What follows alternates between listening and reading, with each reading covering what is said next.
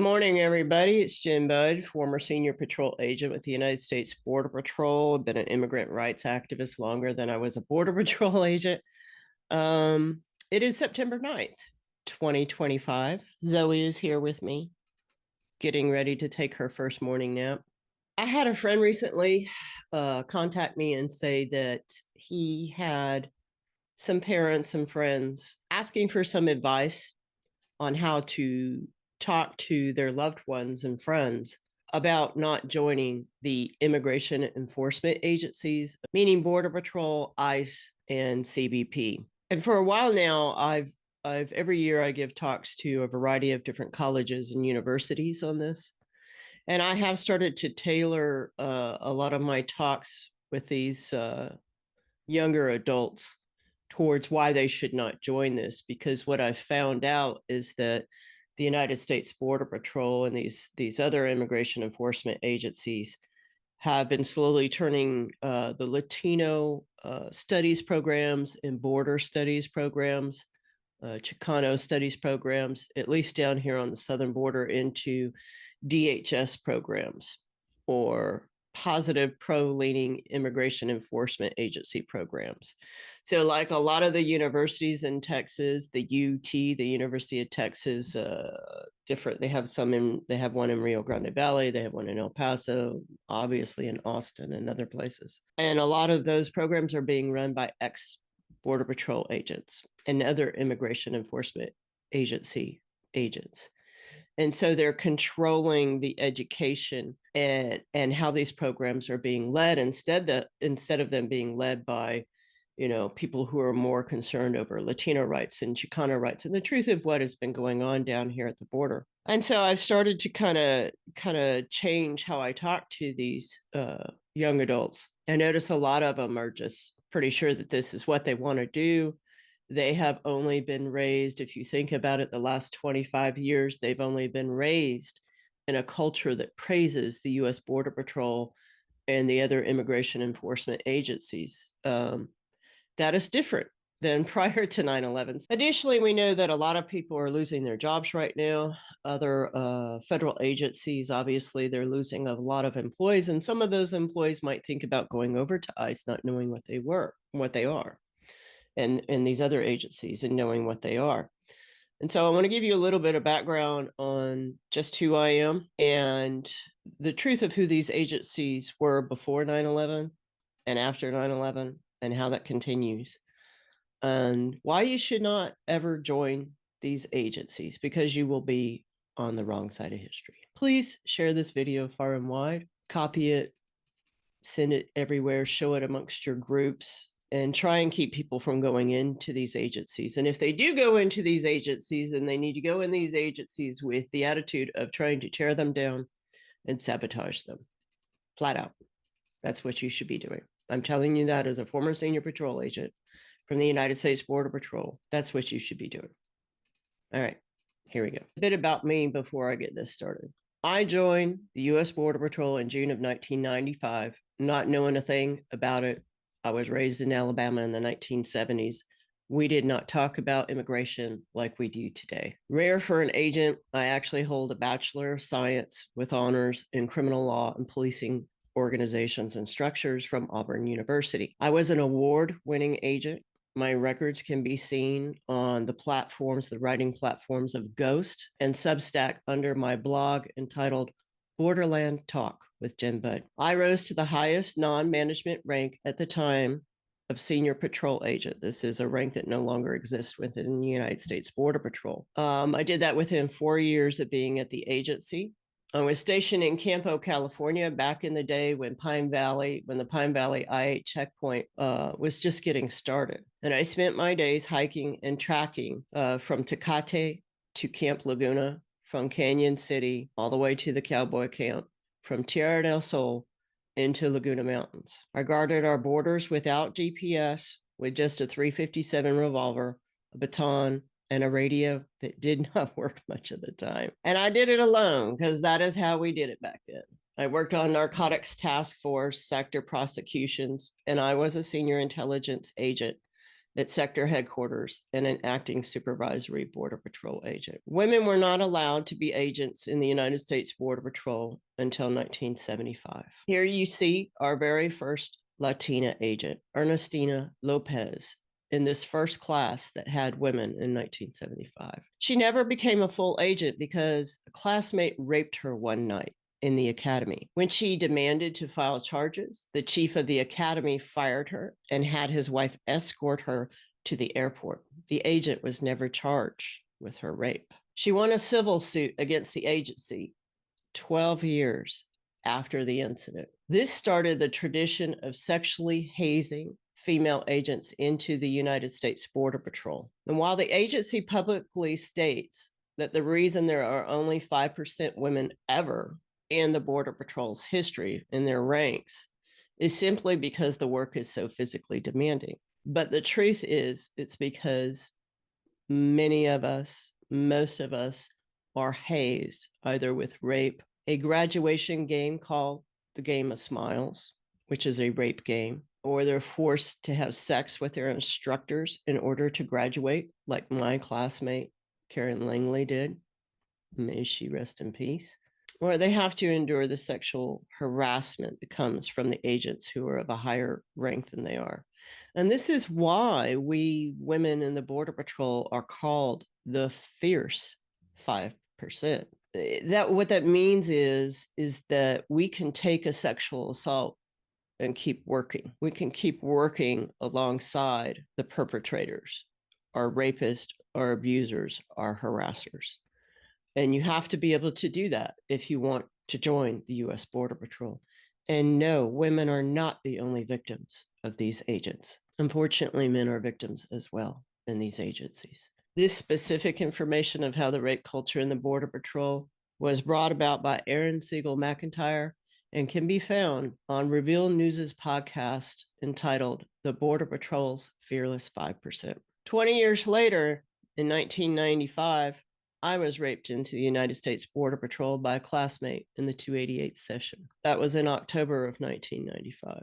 Unlike Ernestina, I was able to keep my job because I kept my mouth shut. I had learned from the women who were in the classes ahead of me that when they complained about harassment or rape or assault or unwanted touching or anything, that they often had their training stopped and they were fired. The men who were accused, of course, did not have their training stopped, and no charges were ever filed against them. Now, I can understand if you're sitting there saying to yourself, Jen, you know, this was a long time ago. Things have changed. The agency is much more professional now. That's a valid point. That's a valid point. So I'm going to say, if you don't believe me, and if you think these are just one-offs, just a few bad apples, if you think this stuff only happened to, you know, like 20, 30, 50 years ago, or perhaps that the Border Patrol is now somehow more honorable and more professional as they claim that they are. And this includes ICE and CBP as well. They have the same problems. I just study mostly Border Patrol. Well, let's look at it then. Let's only look at the last 5 years. Let's look at Efrain Cornejo, deputy commander of Tucson Sector BORTAC, which is their SWAT team.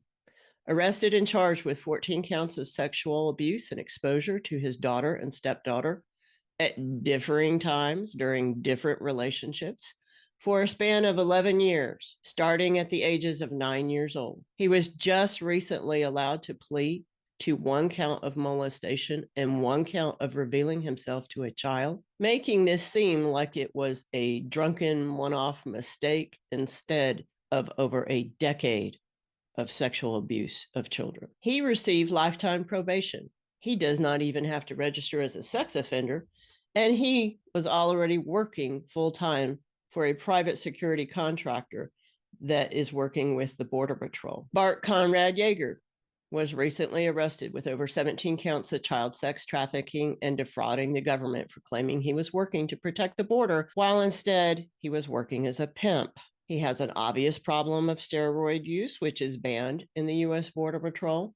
His favorite thing to do was make videos of himself half naked telling other men how to be real men and then posting them on YouTube. He remains in custody because of mental health issues that are contributed to because of the steroids. And Yeager has a prior allegation of sexual assault of a migrant years ago that the agency disregarded and tried to keep out of the public eye. These current accounts, the 17 counts that he's currently being charged with in child sex trafficking and defrauding the government, are, of course, alleged, and he has not been proven guilty. Stephen Charles Holmes was hired even while he was under investigation for domestic and sexual abuse. He was arrested in 2019 only after multiple complaints of rape and strangulation from different women. Judge Kimberly Ortiz ordered Holmes to provide a strangely low amount of bond, a secured bond of $25,000. That's very low for multiple counts of violent rape and strangulation. Holmes's attorney argued he could handle an unsecured bond of $25,000, but not a secured bond of $25,000. And so Judge Ortiz, being the good Republican that she is, did the great thing of changing her order so that he could post bond and get out. Now, this was during COVID, and his case was, of course, postponed for quite a few years. During that time, he was allowed to continue working for the Border Patrol in an administrative position, which unfortunately means he probably worked a great deal in processing where he could have access to other victims. He, of course, reoffended by raping and strangling a fellow employee at the Border Patrol station. He was convicted of 11 charges. Unless you think this is just a problem of sudden bad hiring over the years or bad training, and that the agency was not like this years and years ago, and that it doesn't happen with upper management, this is Joel Martinez, Deputy Chief of the entire Border Patrol, second highest ranking agent in the entire agency.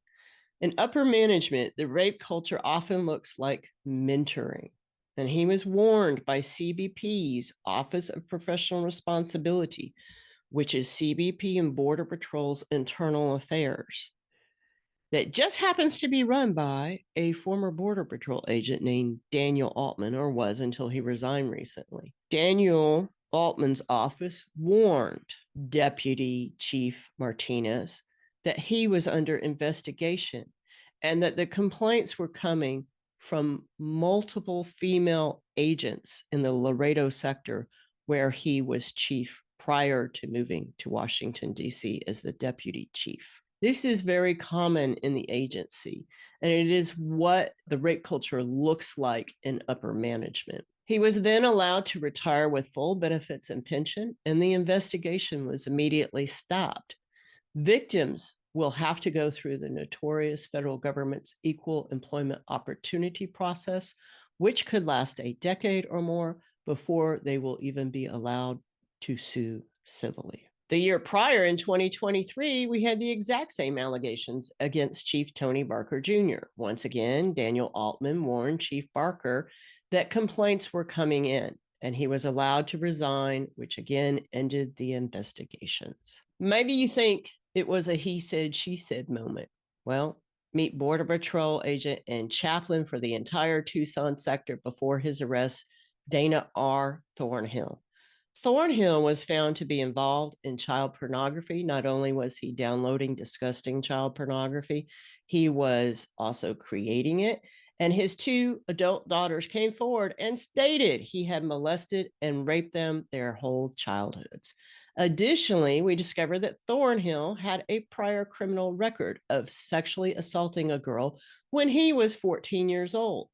He was hired with a prior record of sexual assault. This is not uncommon in the immigration enforcement agencies. And then they made him chaplain of the entire Tucson sector, which means he had more access to children and unaccompanied children. There are background checks every 5 years in the Border Patrol, which means he passed at least 4 Border Patrol background checks with this prior record in his history. He ended up being sentenced to 40 years in prison. And these agents Spend a lot of time in your kids' schools convincing them that the Border Patrol is nothing but honorable men and women. We start in your preschools and kindergartens with our dog and pony shows. As our management said when they forced me to lead an Explorer program for high school students, their parents won't see us coming when their kids love us. Meet Border Patrol Agent Ramon Marquez, most recently arrested in Yuma for allegedly sexually abusing an explorer he was mentoring. This is common, very common. I can name at least 3 of my classmates who went into the Explorer program as mentors so that they could find their second wives. They really, really needed and wanted and demanded that their second wives be virgins and not touched by any other man. And that is often why male agents end up going into these types of child programs and mentor programs. But it's not all sexual violence. Border Patrol and other immigration agencies have 5 times the number of employee arrests when they are compared to other law enforcement agencies. Border Patrol agent Cortez Pena was arrested for smuggling cocaine. He came from a family of Border Patrol agents. Joel Luna got 20 years for working with a cartel. Macias started smuggling within a year of being hired. He worked as an agent for 5 years after that, taking bribes and distracting other agents from drug loads. Raquel Esquivel had ties to cartel when she entered. She was sentenced to 15 years for narcotics smuggling. Supervisory Border Patrol agent Alvarez only got 6 years, even though he conspired with another supervisor and ran migrant smuggling rings for years. And I could go on and on and on. This is why I stayed for only 6 years and then resigned in protest. The agency was hopelessly corrupt in my eyes. The people I arrested every night on the top of a mountain had committed less crimes than the agents I worked with every day. I would look around the room at muster, which is the meeting you have before you go on to duty, and I would say, that guy has a DUI. I know that guy's beating his wife. I'm pretty sure, is smuggling. And he's in the Explorer program for you know what. And it went on and on. When I came forward about the boss of my station being the one to smuggle drugs into San Diego County, this is something I learned as an senior intelligence agent. And I knew it before we went there, but I was able to prove it once I got to sector intelligence. I was then given the choice of shutting my mouth about his illegal activity. And for shutting my mouth, I was offered a promotion to a supervisory Border Patrol agent at sector headquarters, or they would kill me because I did not answer immediately. That night, they put me on the border in a junior agent's position on an X just 20 yards off of the fence. You have to remember at the time, I was the highest ranking senior patrol agent at the station of Campo. And I was supposed to be assigned to San Diego sector headquarters, which means I shouldn't have been out there on the border at all. But I was called out there to work a midnight shift, even though I had just finished a shift at sector headquarters. At 3 a.m., automatic weapon fire came across the border and hit right outside my truck. I escaped only to be met by the boss of the station at 3 a.m. out in the middle of nowhere to let me know that they would not miss next time. And that is why I left the United States Border Patrol. But there's other things you should know if you think you might want to join this agency, not just about the rape culture and the corruption. By the time I made it to my duty station in the East County Mountains in November of 1995, deterrence policies were only a year old. Deterrence policies are things like walls, cameras, sensors that are designed by the U.S. military and then used by the Border Patrol to force migrants who enter the country illegally to cross in the most dangerous of places instead of in the cities. A fundamental aspect of those policies is that deterrence requires us to knowingly push human beings to their deaths. According to then Immigration and Naturalization Commissioner Doris Meisner, for deterrence policies to work, the migrants would have to be pushed out to the most dangerous mountains, deserts, and rivers. They must suffer emotionally, mentally, and physically when crossing, so that after we return them to their countries, they will then tell the others not to come. That is what deterrence does. These are just some of the dead bodies we have found in California since 1994. Myself included. As the years went by, the number of deaths increased in Campo as migrants were pushed to the East Mountains where I worked. But the demographics of the bodies we were finding began to change. In the beginning, it was mostly Mexican men looking for work or Mexican drug smugglers. With climate change and various wars, more were coming for asylum than seasonal work. For the average field agent, that meant dead women and children. That meant live births on snow-covered trails. That meant entire groups of a dozen or more dying in the sweltering heat of a smuggled truck or train car. Sometimes it meant entire families died together, watching each other take their last breaths in search of safety. That meant we deservedly dealt with the aftermath of our actions as agents. These are bodies found in the El Paso, Texas, and New Mexico border areas, over 50% of which are women and girls. But instead of investing in legal asylum pathways, instead of recognizing we were intentionally killing people for seeking what is a right under US law, we chose to go the punitive route. For 30 years, I have watched migrants of all types die by US immigration policy. Some asylum seekers fall from the walls intentionally designed and built 30 feet high to cause them to lose their balance. Thousands have been swept away in the Rio Grande River. Tens of thousands are buried by the sandstorms of the California and Arizona deserts. For 3 decades, they have suffered physically, mentally, emotionally, simply because we chose this for them, and they still come. This is because deterrence does not work when your only option is to die there or to maybe die here. And if deterrence worked, we would not have had the last 4 years during the Biden administration of record illegal crossings. These are the Arizona deterrence deaths. It is so thick with bodies that the map is entirely covered with blood. It is only when you zoom in and click on the links that you can see these include children, babies, even newborns. Essentially, the problem we have today is that as demand for asylum went up, the federal government was not willing to increase nor build an asylum system that addressed that need. In fact, the government continued to narrow who could legally apply. It's a case of supply and demand. People have come to our borders since we created them.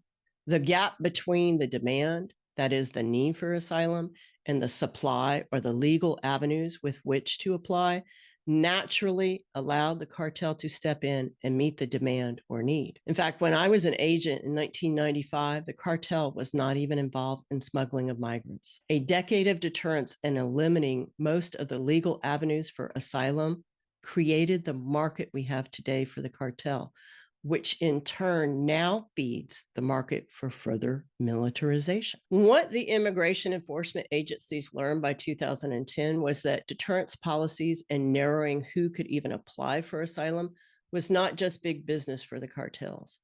It was also big business for them and their contractors. Border Patrol, CBP, and ICE management work hand in glove with private detention companies, defense contractors, surveillance companies, many of whom are foreign, and anti-immigrant hate groups who then hire them as advisors after they retire. We have a serious problem of a revolving door. But then came the propaganda. The Border Patrol Union and others in media began promoting racist and false phrases such as catch and release and invasion, or promoted the white supremacist idea of replacement theory in order to create the false narrative of a war zone filled with mostly violent criminals. No matter where you get your media from, this was likely the only view you had of the southern border for the last decade.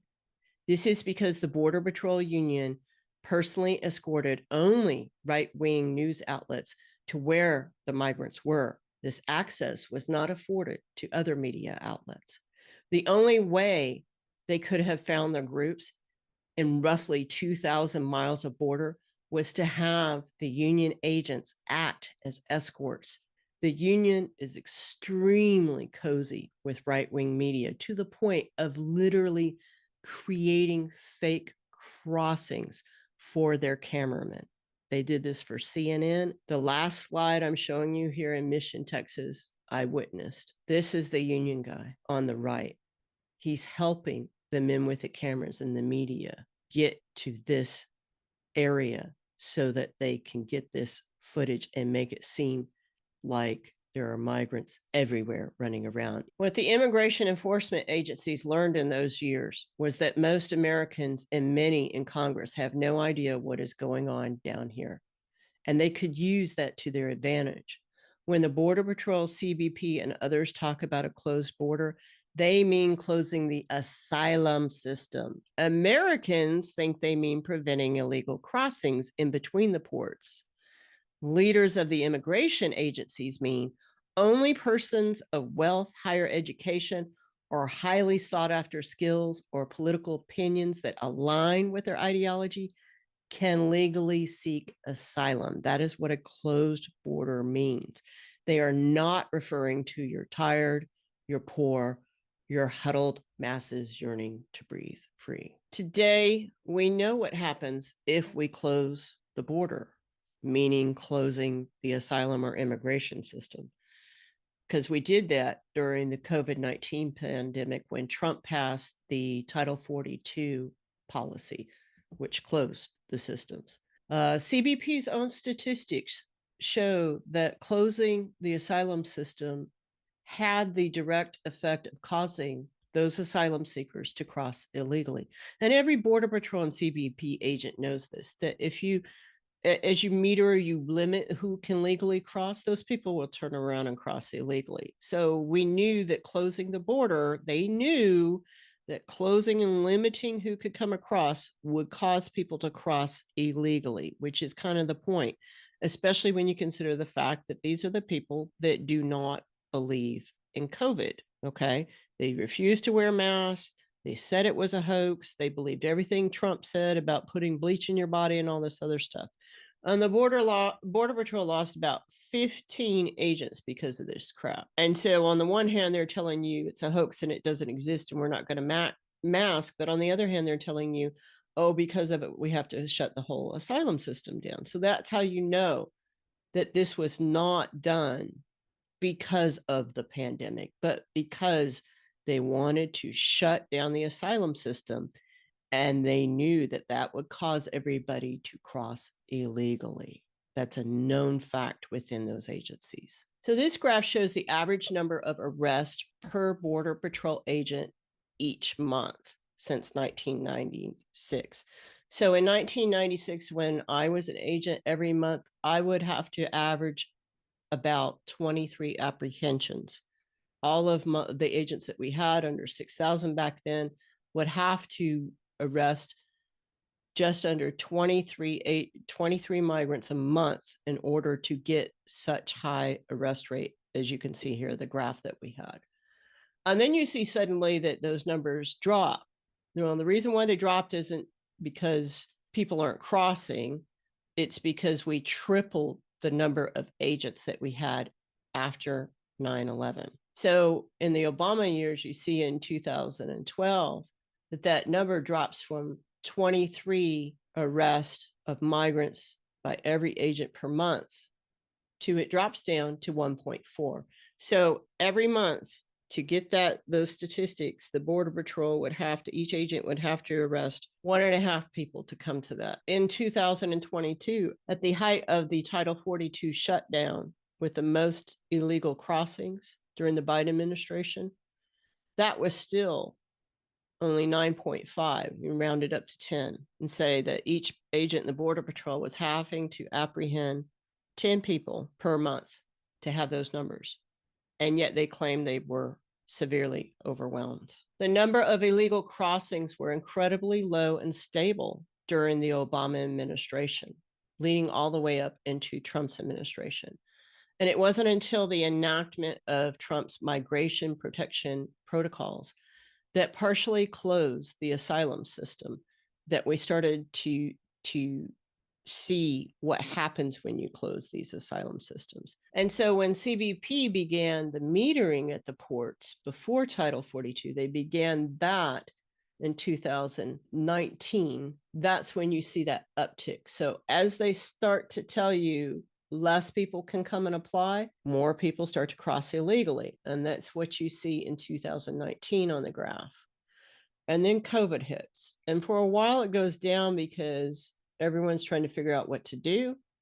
The agencies don't know what to do. The migrants don't know what to do. And what happens then is Trump in March of 2020 passes Title 42, enacts Title 42, let me put it that way. And that completely closes. So now nobody can get across for asylum or work or anything. And so this caused what you then see at the end of the Trump administration as it goes into the Biden administration. Now, during this time, the San Ysidro port of entry, during migration protection protocols, they would often claim that they just didn't have enough personnel to process 10 people a day.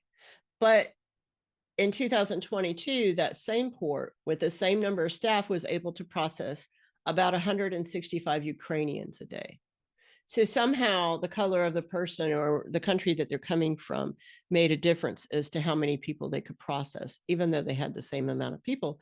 And before the migration protection protocols, they were able to process more than 10 people a day. Once legal avenues to be inspected opened back up, illegal crossings decreased to manageable levels for Border Patrol and allowed them to return their focus to criminals and not processing asylum seekers.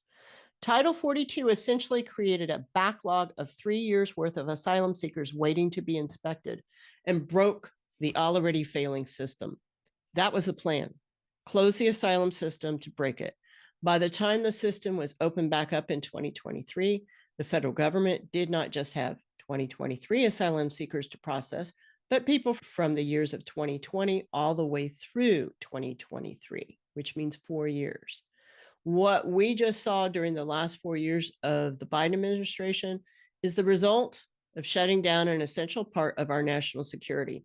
Shutting the asylum system down will cause people to cross illegally each and every time. Today, the federal government and the Border Patrol claim the border is closed. Again, this does not mean people are not illegally crossing, but it means that the asylum system is closed.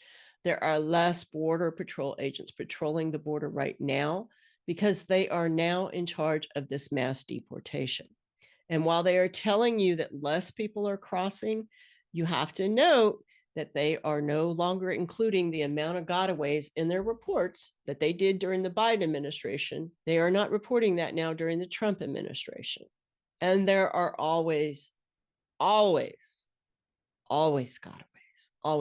So you can see how the Border Patrol can manipulate the numbers by either just not reporting them or reporting them. And we have a long history of doing this. We did this during Operation Gatekeeper when I was an agent, where we were ordered to only report half of our apprehensions. We were ordered not to go into the deeper areas where we knew people were getting away and just not count them. This is very common in the United States Border Patrol. It is very common to fudge numbers in ICE. It is very common to fudge numbers in CBP. And I know that well because I used to do statistics in the agency too. Today's border in between the ports of entry is as open as it was during the last 4 years of the Biden administration. Most will cross illegally, and thus more people seeking asylum will die. These victims are no longer counted as intentional casualties of deterrence policies by the US government, preferring instead to ignore the tens of thousands who have intentionally been pushed by our policies to their untimely deaths simply for seeking safety. So what have we created? What is this that you are thinking that you want to join now? Well, when you take sit back and take a bigger look at it, our current immigration enforcement system consists of 3 agencies: ICE for the interior, CBP for the ports, and Border Patrol in between the ports. In the last 30 years, the system has been characterized by 5 elements. Number 1, the US government's deterrence policies have killed 70 to 80,000 migrants, according to experts. We are intentionally forcing migrants to seek safety by crossing deserts, rivers, and snow-covered mountains, which causes them serious bodily harm and mental anguish. Number 3, the US has intentionally closed the only safe and legal avenues for asylum, creating these conditions that we know will maim or kill them. Number 4, the US government has imposed detention for civil immigration offenses, where forced sterilization and hysterectomies on migrant women were occurring. Number 5, the U.S. government has forcibly taken children from asylum seeking families and adopted some of them out to American families. These 5 elements just also happen to be what the U.S. agrees constitute genocide. Most recently, under this current administration, we are seeing Border Patrol in charge of the mass deportation, according to 2 statements made by Trump. And they have taken over Customs and Border Protection, or CBP, at the ports. CBP is no longer controlled by CBP management and has been taken over by Border Patrol's management. This is because CBP is seen by the Border Patrol to be weak and not brutal enough. Border Patrol has always had control over ICE because it was designed by Border Patrol and has many ex-agents in its management. Former Chief Scott is now the commissioner of CBP. Scott is one of the most ruthless and brutal chiefs the agency has ever seen. He has engaged in many use of force cover-ups using the illegal and secret Border Patrol critical incident teams, and has been found by the Inter-American Commission on Human Rights of the Americas to be guilty of covering up the killing of Anastasio Hernandez Rojas. He routinely also covers up the sex crimes of his agents. His deputy commissioner in CBP is former Border Patrol Chief of Tucson sector, John Maudlin. As you may have noticed, Tucson accounts for more sexual crimes by agents than any other sector. Maudlin has always covered for criminal agents and refused to divulge any allegations made by migrants of agents, even after the agents are convicted. And all of this is why you see them attacking people in your cities. You should not be surprised to see these agents behaving this way in your cities now that you know the true history of this agency. The problem is that the media has spent the last 25 years since 9/11 convincing Americans that the immigration enforcement agencies were so overwhelmed, and they simply repeated whatever the agencies told them to say. They have sold you all on the idea that the border was so out of control and hopelessly broken, when the reality was they were intentionally breaking it, intentionally cutting back on legal pathways, intentionally forcing asylum seekers to cross illegally, and then blaming the 70 to 80,000 bodies for their own deaths. They intentionally closed the asylum system to create a backlog of people needing to be processed and use that to create the optics needed to present an invasion narrative. It was never an invasion, but simply the government refusing to process people. We know this because these same immigration agencies and unions said COVID was a hoax and refused to mask, while also demanding the entire asylum system be closed because of that hoax. Title 42 and the shutting down of the asylum system, the lies about how many criminal aliens are in this country, the realization that over 70% of those being arrested have no prior records. All of that was to create the need for mass deportation. And the mass deportation was always just an excuse to usher in a police state. To be clear, you do not have to be an agent to contribute to the system. You may be the bus driver, the food delivery driver, the camp manager, the medic, and think that this is just a job and you need the money. But I want you to know that even though you enter these agencies like I did, wanting to serve your country, wanting to protect your fellow citizens, you will be just as guilty and on the wrong side of history as I was. You will likely have to survive a sexual hazing, whether that be an outright rape or harassment. You'll be required to look the other way when fellow agents rape and molest migrants and their children. You will be required to shut your mouth when your chief goes after junior agents and sexually abuses them. You will have to stay quiet about the cover-up teams that still exist in CBP's Office of Professional Responsibility, because there was never any accountability in Chief Scott helped cover that up. You will have to lie and claim that most migrants are criminals, and you will have to be okay with arresting people who have no criminal backgrounds, hiding their whereabouts from their loved ones, shipping them to a concentration camp for months, if not years, where they will be abused with zero due process, which is something guaranteed to every person on U.S. soil by the U.S. Constitution. In other words, you will be required to violate the very oath that you took. You will be lucky to get out alive as I did. Please do not join or work for these agencies in any manner. The PTSD from the trauma you will witness, endure, and dish out will leave you suicidal. It will destroy your family and your kids. It will leave you, if you're lucky, just disabled. And you will end up hating yourself for committing these human rights abuses. I leave you with a shirt that the United States Border Patrol is currently selling to CBP and Border Patrol agents. This is the oath we take upon becoming an agent. Notice the addition at the bottom. They are saying they will violate their oath. They are saying they will not arrest any right-wing domestic terrorist. And this is why I say honor first is a lie.